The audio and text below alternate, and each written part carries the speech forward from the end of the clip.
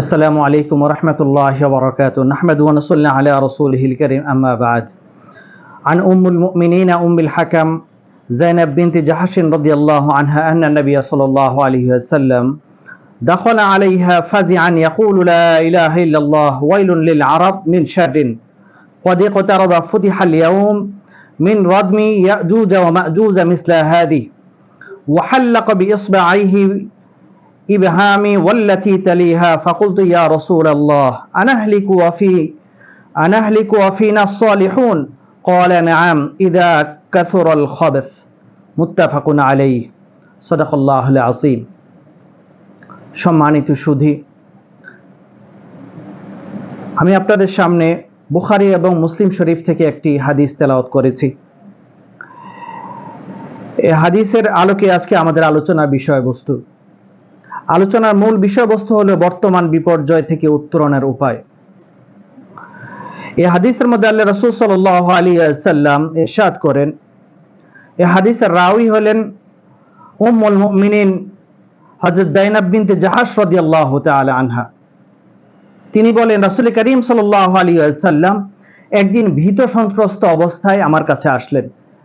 তিনি বললেন যে রাসূল করিম সাল্লাল্লাহু আলাইহি ওয়াসাল্লাম চিৎকার করে এসে বলতে লাগলেন, লা ইলাহা ইল্লাল্লাহ, লা ইলাহা ইল্লাল্লাহ, ধ্বংস হোক আরবের সেই মন্দ ও অনিষ্টের কারণে যা নিকটে এসে গেছে। আজ ইয়াজুজ মাজুজের দরজা এতদূর খুলে দেওয়া হয়েছে। তিনি তার বৃদ্ধাঙ্গুলি ও তর্জনী দিয়ে বৃত্ত বানিয়ে তা দেখালেন। আমি বললাম, ইয়া রাসূলুল্লাহ, আমাদের মাঝে নেককার আল্লাহর লোক থাকা সত্ত্বেও কি আল্লাহ তাআলা আমাদেরকে ধ্বংস করে দিবেন? তিনি বললেন, হ্যাঁ, আল্লাহ তাআলা ধ্বংস করে দিবেন যখন অশ্লীল বিপর্যয়মূলক কাজের অত্যাধিক প্রসার ঘটবে। আল্লাহ রাসূল সাল্লাল্লাহু আলাইহি ওয়াসাল্লাম এই হাদিস থেকে আমাদেরকে ইবরত এবং উপদেশ গ্রহণ করার জন্য বলেছেন যে জাতির মধ্যে অশ্লীলতার প্রচার ঘটবে, ওই জাতির ধ্বংস অনিবার্য। আর যে জাতির মধ্যে মন্দ জিনিস প্রচার ঘটবে, ওই জাতির ধ্বংস অনিবার্য। যে জাতি মন্দ পথে চলবে, ওই জাতির ধ্বংস অনিবার্য। ওই জাতির মাঝে যতই ভালো মানুষ থাকুক না কেন, আল্লাহ সুবহানাহু ওয়া তাআলা ভালো মানুষদেরকে একদিক করে দিবেন, আর না হয় ওই ভালো মানুষদেরকে সহ আল্লাহ তাআলা ধ্বংস করে দিবেন। আজকের পৃথিবীর দিকে যদি আমরা দৃষ্টিপাত করি, তাহলে আমরা দেখতে পাই সারা পৃথিবীর মধ্যে মুসলিম জাতি একটা অস্থিরতার মধ্যে আছে। মুসলিম প্রতিটা দেশ, প্রতিটা মানুষ ধরতে গেলে তারা অস্থিরতার মধ্যে আছে। তাদের না অর্থ সম্পদের মধ্যে বরকত আছে, না তাদের টাকা পয়সার মধ্যে বরকত আছে, না তাদের ইনকাম সোর্সের মধ্যে বরকত আছে, না তাদের যে দেশের মধ্যে তারা বসবাস করতেছে ওই দেশের মধ্যে বরকত আছে। সমস্ত বরকত আল্লাহ তাআলা উঠিয়ে নিয়ে গিয়েছেন। আর আল্লাহ তাআলা প্রাকৃতিক দুর্যোগ দিয়ে তাদেরকে শিক্ষা দিচ্ছেন যে দেখো, আমি তোমাদেরকে প্রাকৃতিক দুর্যোগ দিয়েছি কেন? যাতে করে তোমরা আবার ফিরত আসো আমার দিকে, যাতে করে তোমরা তওবা করে আল্লাহর দিকে প্রত্যাবর্তন হও। কোরআনে কারীমের মধ্যে আল্লাহ তাআলা বলেছেন, যাহারাল ফাসাদু ফিল বাররি ওয়াল বাহরি বিমা কাসাবাত আইদিন নাস। যে সারা পৃথিবীর মধ্যে যে প্রাকৃতিক দুর্যোগগুলো আসে, এগুলি আল্লাহ তাআলা নিজের পক্ষ থেকে দেন না। মানুষের বিপর্যয়ের কারণে, মানুষের অন্যায় অপরাধের কারণে আল্লাহ সুবহানাহু ওয়া তাআলা তখন মানুষের উপর এই আযাবগুলিকে আল্লাহ তাআলা চাপিয়ে দেন। আজকের সারা পৃথিবীর মধ্যে যে বিপর্যয় চলছে, ছোট্ট একটি দেশ বাংলাদেশ, এই দেশের মধ্যে বিপুল সমস্যার সম্মুখীন। এই মানুষের, এই বাংলাদেশের রন্ধ্রে রন্ধ্রে বিপদ আর বিপদ। এই দেশের মধ্যে শতকরা 90 জন মানুষ মুসলমান বসবাস করছে, কিন্তু এই দেশের 90 জন মুসলমান, হাজারো মাদ্রাসা রয়েছে, লক্ষ লক্ষ মসজিদ আছে, লক্ষ লক্ষ উলামায়ে কেরাম এই দেশের মধ্যে আছে, কিন্তু তাদের চোখের পানি আল্লাহ পর্যন্ত পৌঁছায় না।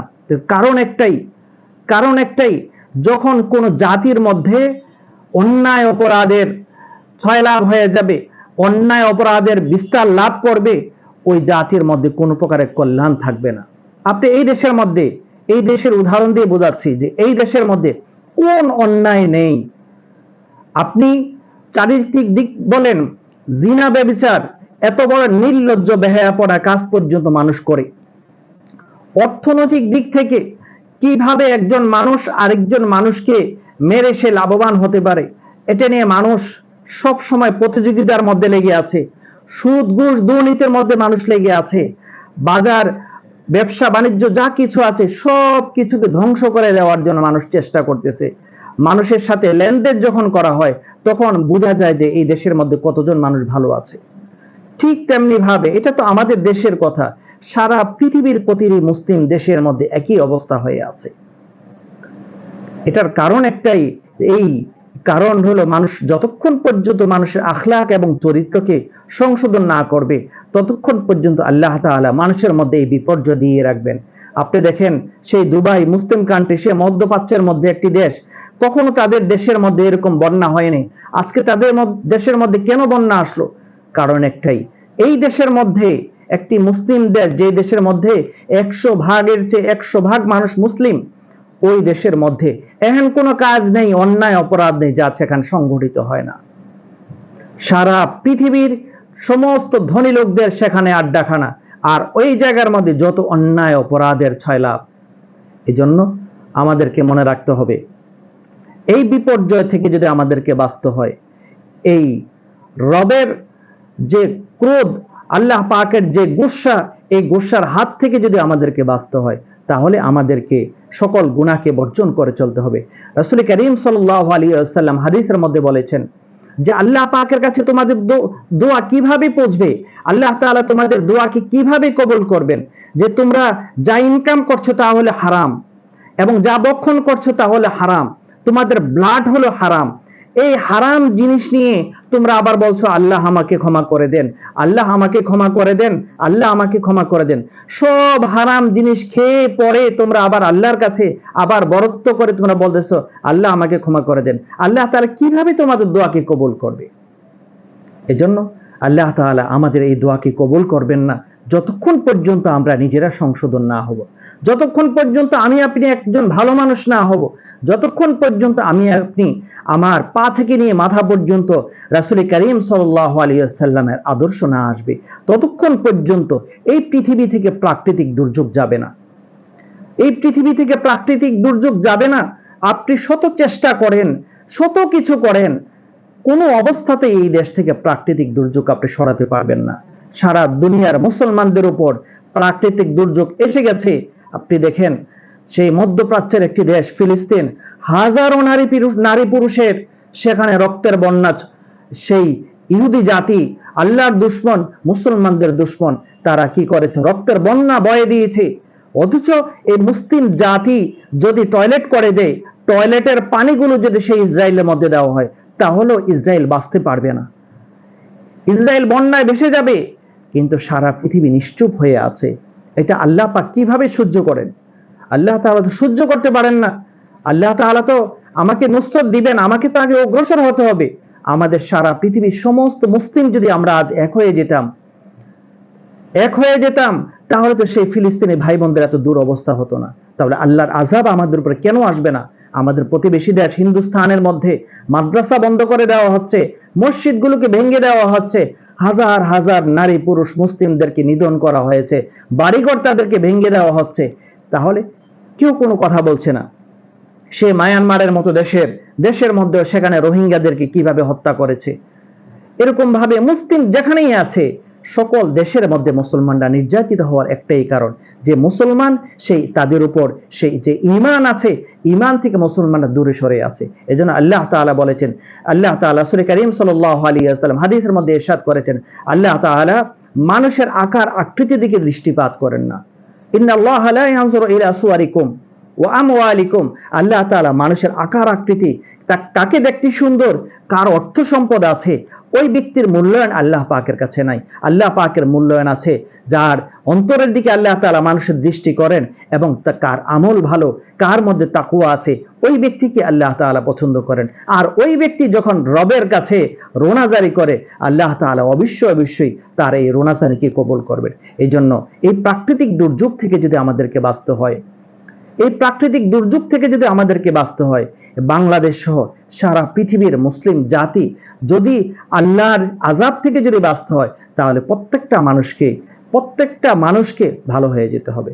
প্রত্যেকটা মানুষ, আজকে তো আমরা ভালো মানুষ মনে করি, যে নামাজ পড়ে তাকে আমরা ভালো মানুষ মনে করি। নামাজ পড়া সহজ জিনিস, দুর্নীতি ছাড়া এটা হলো কঠিন জিনিস। নামাজ পড়া সহজ জিনিস, সুদ ছাড়া কঠিন জিনিস। নামাজ পড়া সহজ জিনিস, ঘুষ ছাড়া কঠিন জিনিস। নামাজ পড়ার সহজ জিনিস, নিজের স্ত্রী সন্তান আদি যা কিছু আছে তাদেরকে দ্বীনের পথে পরিচালিত করা কঠিন জিনিস।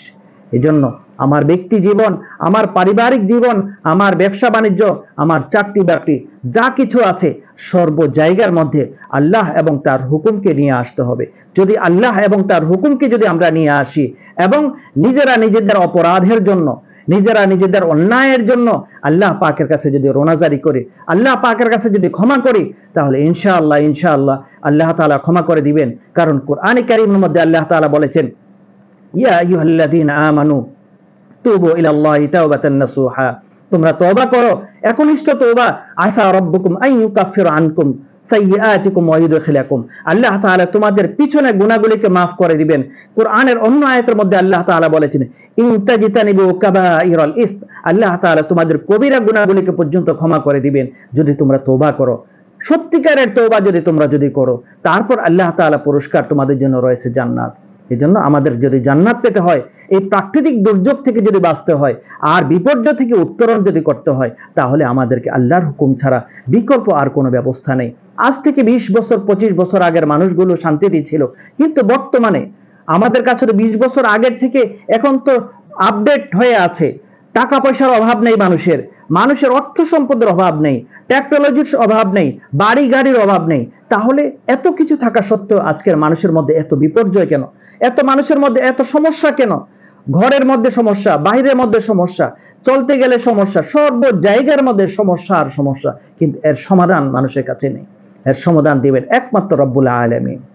রব্বুল আলামিন দিবেন, কিন্তু আমাকে আপনাকে সংশোধন হয়ে যেতে হবে ভাই।